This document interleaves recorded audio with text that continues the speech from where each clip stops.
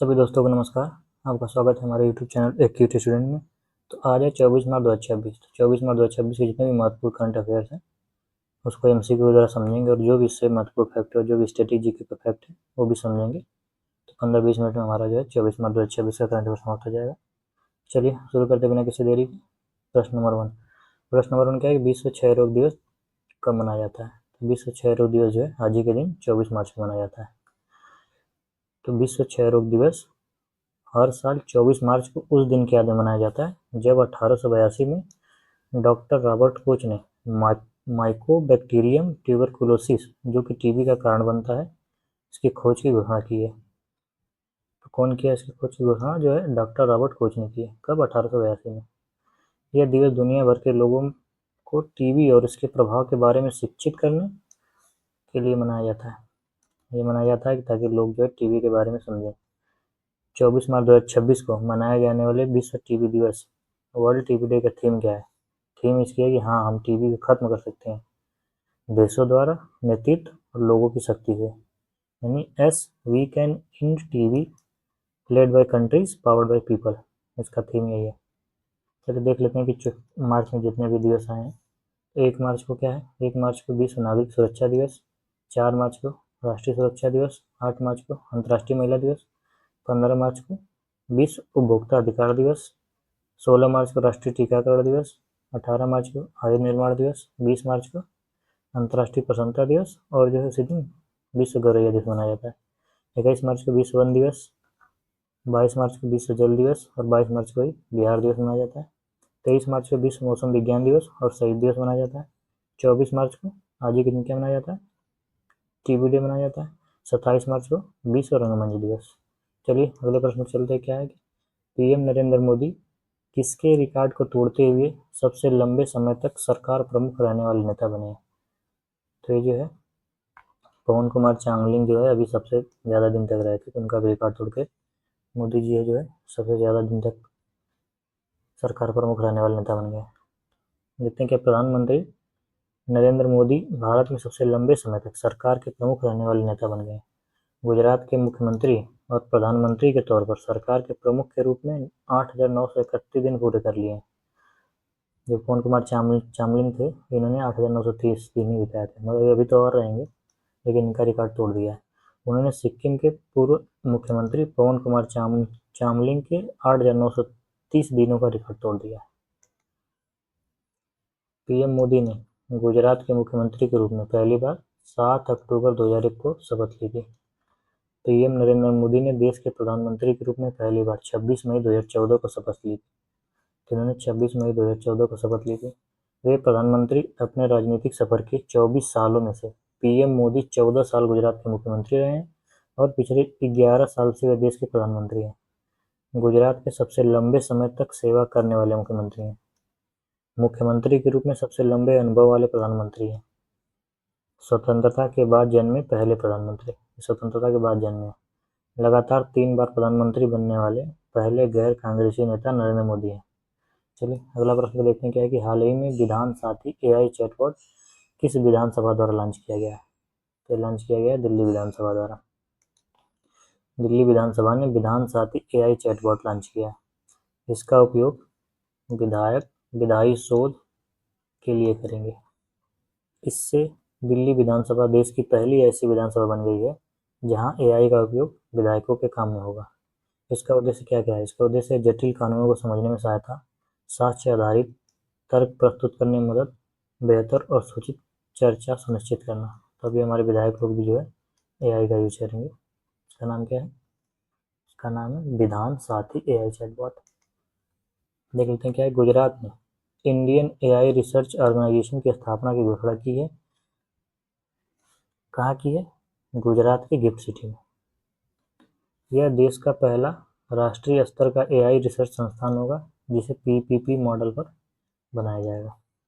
भारत का पहला सरकारी एआई आधारित क्लिनिक ग्रेटर नोएडा के government institute of medical sciences में खोला गया है। कौन सा आईआईटी पहल में तकनीक की सहायता प्रदान कर रहा है? इसके आईआईटी कानपुर प्रदान कर रहा है। एआई समिट 2027 कहाँ होगी? गुयाना, स्विट्जरलैंड में। एआई समिट 2028 कहाँ होगी? यूएई में। ओपन एआई ने किस भारतीय कंपनी के साथ एआई डेटा सेंटर बनाने के लिए समझौता किया? तो किसके साथ किया? टाटा। ओपन एआई के फाउंडर कौन है? Sam Altman. ओपन एआई के फाउंडर है सैम अल्टमैन। भारत 1.ai ने बेंगलुरु में भारत की पहली ह्यूमैनिटी फर्स्ट एआई सिटी बनाने का ऐलान किया है। आईआईटी बॉम्बे और अमेरिका की कोलंबिया यूनिवर्सिटी ने साथ मिलकर सेंटर ऑफ एआई मैन्युफैक्चरिंग स्थापित करने के लिए समझौता किया है। भारत की पहली एआई संचालित कौशल जनगणना सक्षम कहाँ शुरू हुआ है? ये मुंबई में हुआ है। सेबी ने भ्रामक पोस्ट की निगरानी के लिए कौन सा एआई टूल लॉन्च किया है? सुदर्शन लॉन्च किया है। चीन ने अगले 5 सालों में space based AI data centre बनाने की घोषणा की है। एआई स्पेस डेटा सेंटर बनाने की कौन घोषणा की है? चीन ने की है। चलिए अगले प्रश्न में चलते हैं। क्या है कि मार्च 2026 में अनुपिन चारनविराकुल किस देश के दोबारा प्रधानमंत्री बने? ये बन गए हैं थाईलैंड के। इनका नाम क्या है? अनुपिन चारनविराकुल। अनुपिन चारनविराकुल को 19 मार्च 2026 को थाईलैंड की संसद द्वारा दोबारा प्रधानमंत्री चुना गया है। वे भूमजयी थाई पार्टी के नेता है। थाईलैंड देख लेते हैं। ये रहा थाईलैंड।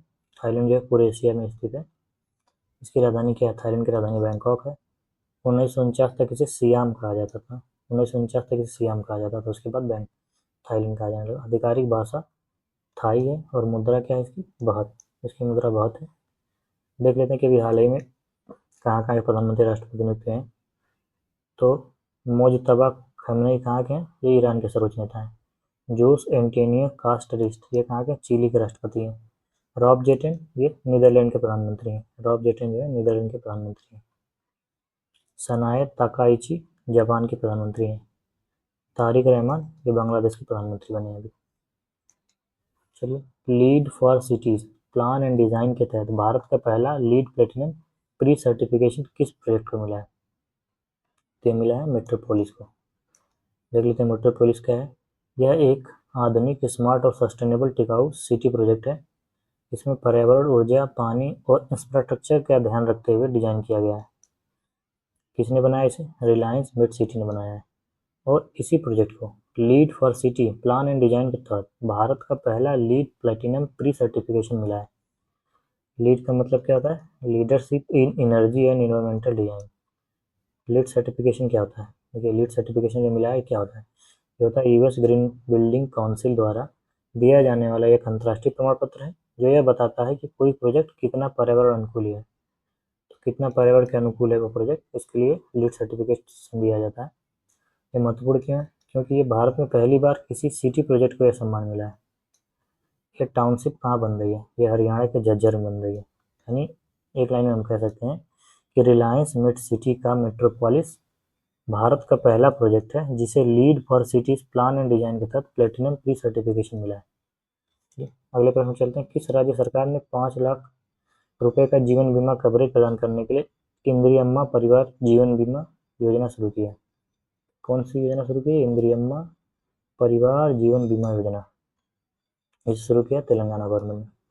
तो तेलंगाना के उप मुख्यमंत्री और वित्त मंत्री मल्लू भट्टी विक्रमार्क ने बजट 2026-27 के लिए इंदिरम्मा परिवार जीवन बीमा योजना की घोषणा की है। इस योजना के तहत राज्य के 1.15 करोड़ परिवारों में से प्रत्येक को 5 लाख रुपए का जीवन बीमा प्रदान किया जाएगा। तेलंगाना देख लेते हैं क्या है। तेलंगाना की राजधानी हैदराबाद है। यहाँ के मुख्यमंत्री कौन है? रेवंत रेड्डी। राज्यपाल कौन है? अभी शिव प्रताप शुक्ला भी हाल ही में नियुक्त हुए। तो आपको गवर्नर भी ध्यान रखना है। ये रहा हमारा मैप में तेलंगाना। 2 जून 2014 को आंध्र प्रदेश से अलग होकर तेलंगाना भारत का 29वां राज्य बना। बतुकम्मा बोनालू यहाँ का प्रमुख त्यौहार है। बतुकम्मा को फूलों का त्यौहार बोलते हैं। रायतू बंधु योजना तेलंगाना सरकार द्वारा 2018 में शुरू की गई एक प्रमुख कृषि निवेश सहायता योजना है। तो पूछ देता है रायतू बंधु योजना कहाँ की है? तो तेलंगाना की।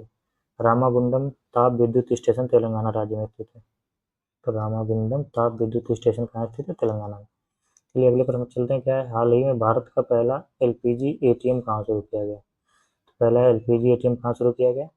गुरुग्राम में। जैसे हम पैसे निकालते हैं उसी तरह से अब एटीएम से हम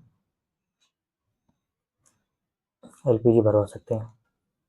तो Bharat petroleum corporation limited BPCL ने गुरुग्राम में भारत का पहला एलपीजी एटीएम शुरू किया है।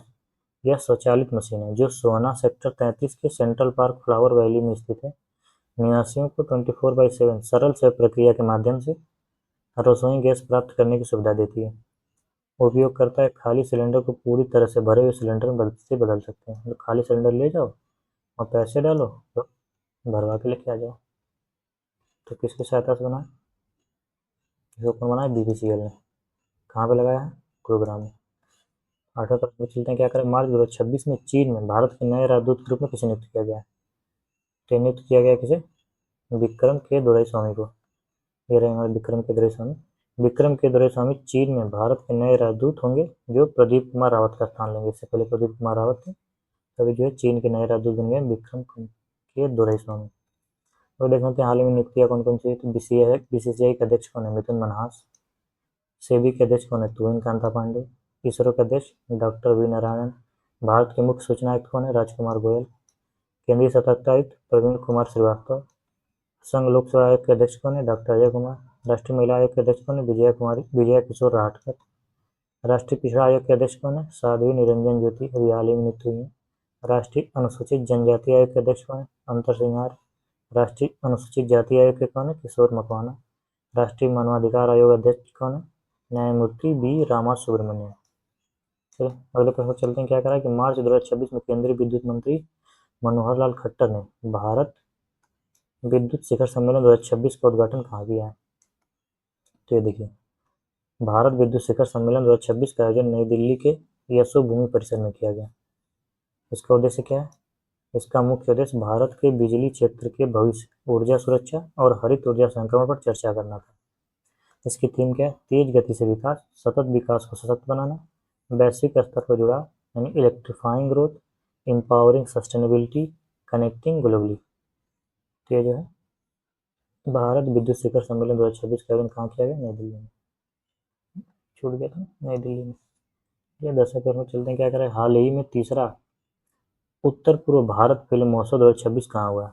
क्या कहाँ हुआ है? जो है मणिपुर के इम्फाल में।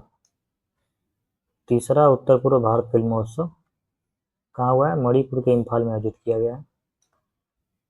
इस महोत्सव का उद्देश्य क्या है? पूर्वोत्तर भारत की समृद्ध संस्कृति, विविधता और कहानी कहने की परंपराओं को बढ़ावा देना है, साथ ही साथ एक समावेशी क्षेत्रीय फिल्म उद्योग को प्रोत्साहित करना है।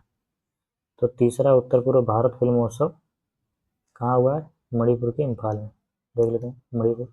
ये रहा मणिपुर की लोकेशन। इसकी राजधानी क्या है? मणिपुर की इम्फाल है। मुख्यमंत्री कौन है? युमनाम खेमचंद सिंह है। और राज्यपाल कौन है? अजय कुमार भल्ला। मणिपुर का केबुल लमजाओ विश्व का एकमात्र तैरता हुआ नेशनल पार्क है जो लोकतक झील पर स्थित है। यहाँ पर संगाई डियर को डांसिंग डियर कहते हैं। मणिपुर का प्रसिद्ध पारंपरिक मार्शल आर्ट थांग ता है। मणिपुर में सिरई लिली महोत्सव एवं लाई हरोवा महोत्सव मनाया जाता है। तो कौन सा? सिरई लिली महोत्सव और लाई हरोवा महोत्सव। चलिए कल का रिवीजन कर लेते हैं। प्रश्न नंबर 1 क्या कह रहा है कि हाल ही में यूके में महिला सशक्तिकरण पुरस्कार सम्मानित किसे किया गया? ठीक है, बंगाल की एक्ट्रेस थी ऋतुपर्णा सेनगुप्ता, इनको दिया गया है। अगला प्रश्न क्या? हाल ही में कौन सा देश 2027 राष्ट्रमंडल युवा खेलों की मेजबानी करेगा? तो 2027 का राष्ट्रमंडल युवा खेलों की मेजबानी करेगा कौन? पेरू।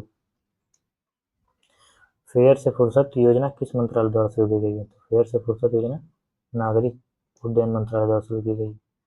हाल ही में लीजन ऑफ ऑनर के कमांडर रैंक से सम्मानित होने वाले पहले भारतीय राजदूत कौन बने? तो ये तीसरा रैंक था इनका। ये कमांडर जो है तीसरा रैंक है लीजन ऑफ ऑनर। किसे मिला है? जावेद अशरफ जी को मिला। मार्च 2026 में लॉन्च किए गए भारत के पहले स्वदेशी एम्फीबियस उभयचर ड्रोन का नाम क्या है? उसका नाम क्या है? अवतार।